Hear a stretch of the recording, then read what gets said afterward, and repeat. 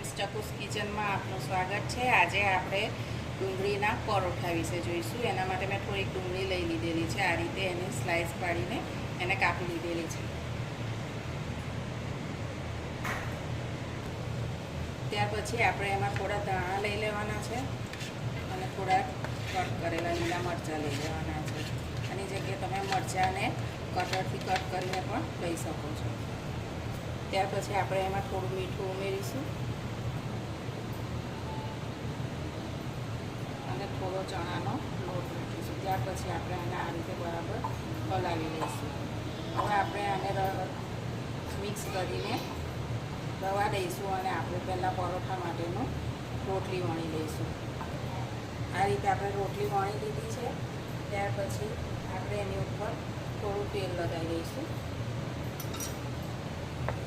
આ રીતે આપણે થોડું તેલ લગાવી દેવાનું છે।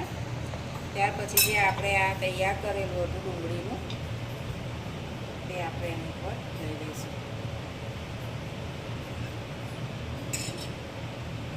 આ રીતે બરાબર આપણે એને પાથરી દેવાનું છે। આ રીતે પાથરી લીધા પછી આપણે એની ઉપર આ રીતે એક રોટલી મૂકી દઈશું અને આ રીતે આપણે સહેજ એને પ્રેસ કરી લેવાની છે। આ રીતે ત્યાર પછી આની ઉપર આપણે થોડું તેલ લગાડીશું કે જેથી આપણે જ્યારે પરોઠા બનાવીએ તો એનું પોટ છૂટું પડે। આ રીતે તેલ લગાડી અને થોડો લોટ લગાવી દેવાનો છે કે જેથી એનું પોટ છૂટું પડે। ત્યાર પછી આપણે એને વાળવાનું નથી, આપણે એને 3 ભાગમાં આ રીતે કટ કરી લઈશું। આ રીતે કટ કરી લીધું છે। ત્યાર પછી આપણે એને આ રીતે લઈ લેવાનું છે। આ રીતે આપણે કરી લીધું છે। હવે આપણે એને વણી લઈશું।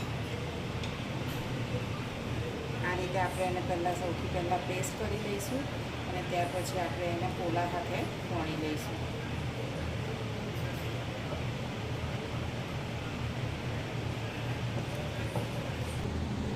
આ રીતે આપણે વણી લેવાનું છે। ત્યાર પછી આપણે એને શેકી લઈશું।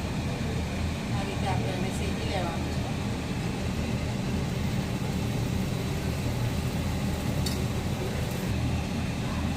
આ રીતે બરાબર શેકી લેવાનું છે। ત્યાર પછી આપણે એને ઉતારી લઈશું।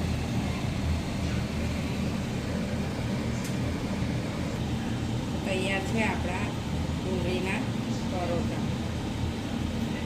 એકદમ સોફ્ટ અને ટેસ્ટી બને છે। આ રીતે